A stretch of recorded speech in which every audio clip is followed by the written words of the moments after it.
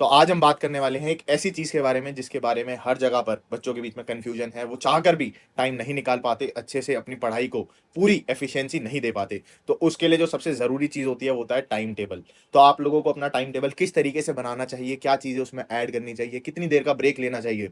और अब आप क्लास 10th के बड़े स्टूडेंट्स हो गए हो और आपके कुछ समय में ही अब बोर्ड शुरू होने वाले हैं, तो आपको कम से कम एक सिटिंग में 2 घंटे का स्लॉट देना है। मतलब अगर आप पढ़ने बैठ रहे हो तो कम से कम आपको 2 घंटे तो बैठना ही बैठना है। तो आज की वीडियो में हम बेस्ट टाइम टेबल के बारे में बात करेंगे और आपको सिर्फ टाइम टेबल ही नहीं दूंगा, मैं उसके साथ ये भी बताऊंगा कि कौन से सब्जेक्ट को कितना टाइम चाहिए पूरा सिलेबस खत्म करने के लिए, और आपको किस तरीके से अपने टाइम को डिस्ट्रीब्यूट करना है, ब्रेक्स किस तरीके से लेने हैं, अपना पूरा दिन का साइकिल किस तरीके से बनाना है। और सिर्फ दूंगा नहीं, आपको ये भी बताऊंगा कि अगर आप कोई मॉडिफिकेशन करना चाहते हैं या कल को आप किसी अपने जूनियर को टाइम टेबल देना चाहते हैं तो वो टाइम टेबल बेस्ट तरीके से कैसे बन सकता है।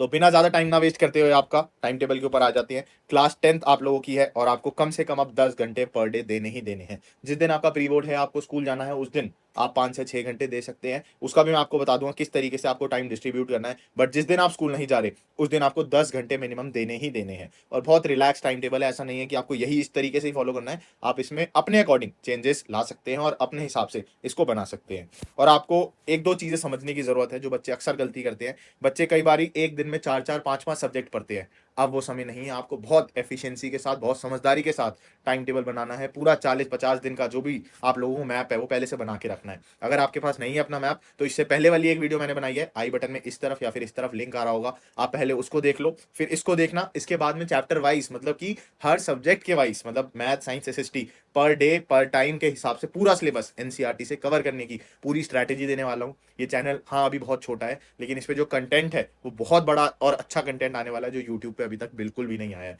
तो आप इस चैनल को सब्सक्राइब कर सकते हैं, आंख बंद करके अपने बड़े भाई पे विश्वास कर सकते हैं। ठीक है, आपको एक दिन में एक सब्जेक्ट पढ़ना है या फिर मैक्सिमम आप लोगों को 2 सब्जेक्ट पढ़ने हैं। मैं आप लोगों से कहूंगा 2 से ज्यादा सब्जेक्ट किसी भी हालत में मत पढ़िएगा, आपका दिमाग बिना बात पजल अप होगा। और ऐसा भी होता है जब हम एक साथ ज्यादा चीजें करते हैं ना तो हमारा उसमें एफिशिएंसी नहीं दिख पाती। फॉर एग्जाम्पल, अगर आप एक ही जगह गहरा गड्ढा खोदोगे ना तो गड्ढा आपको दिखेगा, 10 जगह छोटा छोटा गड्ढा खोदोगे तो आपको इतना नहीं दिखेगा। इसलिए 2 सब्जेक्ट पकड़ना मैक्सिमम, लेकिन मैं पर्सनली विश्वास रखता हूं पर डे एक सब्जेक्ट करने में, क्योंकि मेरे को उसके अंदर एफिशिएंसी दिखती है और जब रिजल्ट दिखता है ना तो मोटिवेशन अलग आती है।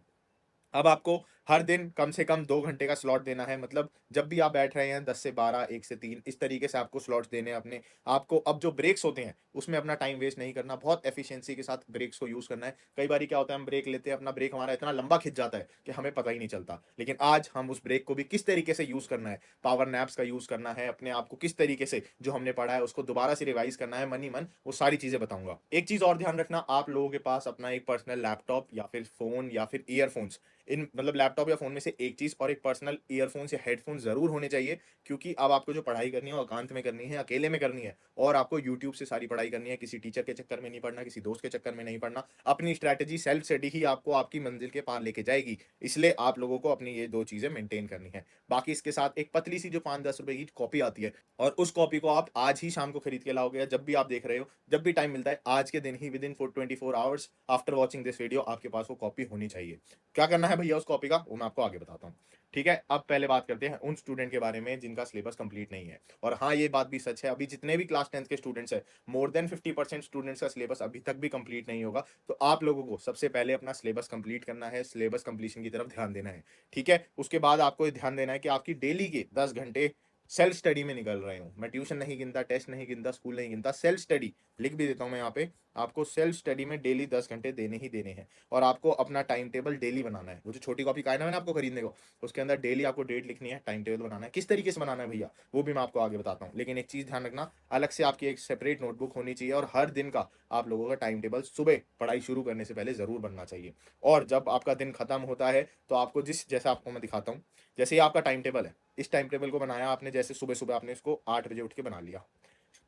अब आपका रात का दिन खत्म होता है रात को 12 बजे, तो आपको इन सब पे टिक लगाने कि मेरा पहला स्लॉट हो गया, 10 से 12 का स्लॉट हुआ तो 12 बजे आपने टिक लगा दिया। मोटिवेशन आएगी, ओ मैंने एक स्लॉट कंप्लीट कर दिया। फिर 1 से 3 का स्लॉट खत्म, ओ मोटिवेशन आएगी, मेरा एक स्लॉट खत्म हो गया। 4 से 6 और मोटिवेशन आई, और मोटिवेशन आएगी, ओ मेरा एक और स्लॉट खत्म हो गया। इस तरीके से आपको अपने टाइम टेबल्स को स्लॉट वाइज टिक करते जाना है। अब क्या होगा, आपका हर दिन ऐसा नहीं हो सकता कि आप पूरे 10 घंटे ही स्टडी कर पा रहे हो। कुछ ना कुछ दिक्कत आएगी, आपका कोई ना कोई स्लॉट मिस होगा, कभी लेट हो जाओगे बैठने में, कभी मन नहीं करेगा, हजार तरीके की दिक्कतें होंगी। जब भी वो दिक्कत हो तो उस स्लॉट को मिस कर दो। मतलब 10 से 12 आपका पढ़ने का स्लॉट था, आप नहीं पढ़ पाए, मिस कर दो उसको। उसके बाद आपका जो अगला स्लॉट है 1 बजे से, उसमें वही पढ़ो जो आपने प्लान करा हुआ है। ये नहीं कि आप वो वाला सब्जेक्ट इसमें लेके बैठ रहे हो तो आपका पूरा आगे का भी हिल गया।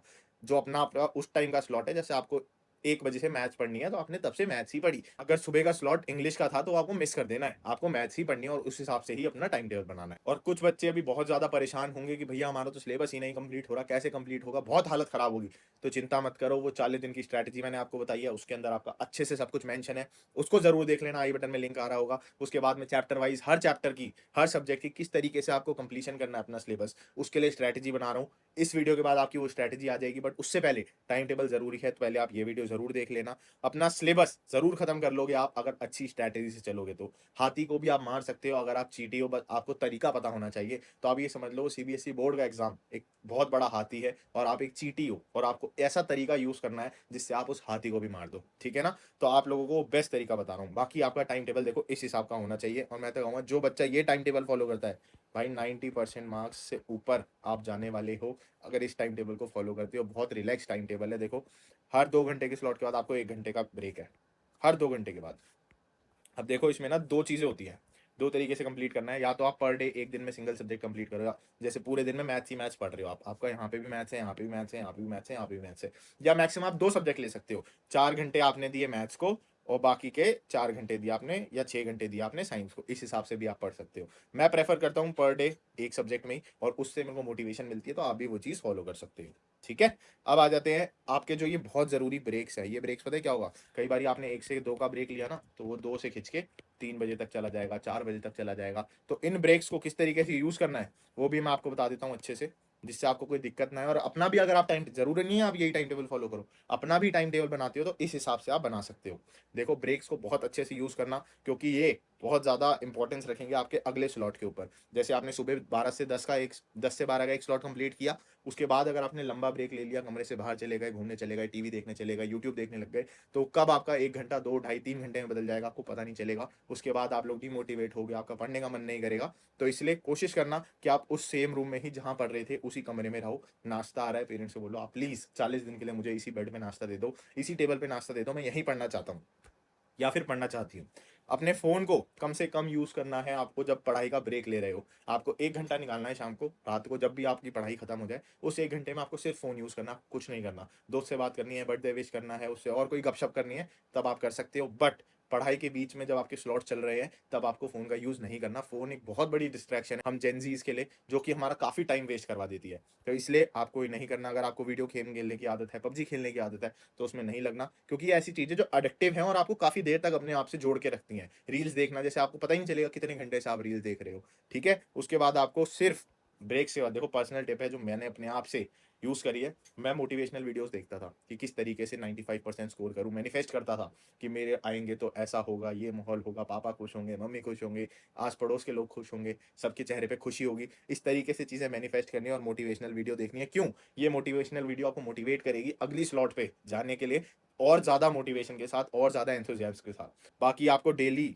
नहाना है। देखो यहाँ पे लिखा मैंने इसलिए क्योंकि मैं जानता हूँ आप लोगों को ठंड का समय नहाने का मन नहीं करेगा, बट नहाना बहुत ज़रूरी है। आपको मेंटली बहुत काम करता है और आप लोगों को फ्रेश फील कराता है। तो पढ़ते वक्त नहाना बहुत ज़रूरी है, अच्छी नींद लेना बहुत ज़रूरी है, अच्छी डाइट लेना भी बहुत ज़रूरी है। आप लोग फ्रूट ज़रूर खाओ सुबह उठ के। आप ये समझ लो जो 10th बोर्ड है ना, आप लोगों के लिए जंग है एक, और उसके लिए आपको प्रिपेयर करना है, अपने आप को बेस्ट आर्मी ऑफिसर बनाना है, AK-47 लेनी है और उसको चलाना सीखना है। उसके लिए बहुत ज़्यादा डिसिप्लिन होना बहुत ज़रूरी है। तभी आप वो स्टूडेंट होगे जो 90% से ऊपर जाओगे। मैं कह रहा हूँ अगर अभी आप फेल भी हो ना मैथ साइंस हिस्ट्री में, अभी भी आप चीज़ें पलट सकते हो, 90% तक पहुंच सकते हो। You just need a best strategy, और आपको उसको पूरी डिटर्मिनेशन के साथ फॉलो करना है, ठीक है। मैनिफेस्ट करनी है अच्छी अच्छी चीज़ें कि यार मेरे अच्छे मार्क्स आ गए, वो मज़ा आ गया। लर्न करनी है ऐसी चीज़ें कि भाई मैंने जो भी कुछ पढ़ा उसको असली लाइफ के साथ रिलेट कर देना। जैसे आपने मान लो एप्लीकेशन ऑफ ट्रिग्नोमेट्री पढ़ा, तो आप उसको इस तरीके से रिलेट करो कि अगर मैं खड़ा हुआ हूँ, सीढ़ी गिरी मेरी खिड़की के ऊपर, तो नीचे से किस तरीके का एंगल मिलेगा तो मेरे को ट्रायंगल मिलेगा। मतलब विजुअलाइज कर करके अगर चीज़ें याद करोगे तो पेपर के अंदर विजुअलाइजेशन वाली चीज़ें ज़्यादा आपके दिमाग में रहेगी। इमेजेस